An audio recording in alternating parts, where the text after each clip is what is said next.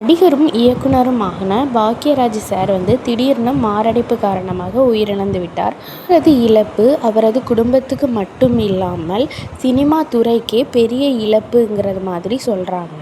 இவர் இறந்த நியூஸு பொய்யா இருக்காதா அப்படிங்கிற மாதிரி நிறைய பேர் எதிர்பார்க்குறாங்க. அந்த அளவுக்கு இவருக்கு ஃபேன்ஸ் அதிகம். இப்போது சோஷியல் மீடியாவில் பிரேக்கிங் நியூஸாக போயிட்டுருக்குது.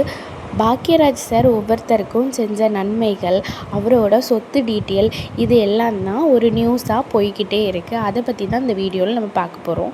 90களில் தவிர்க்க முடியாத முன்னணி நடிகராக திகழ்ந்தவர் பாக்யராஜ் சார்.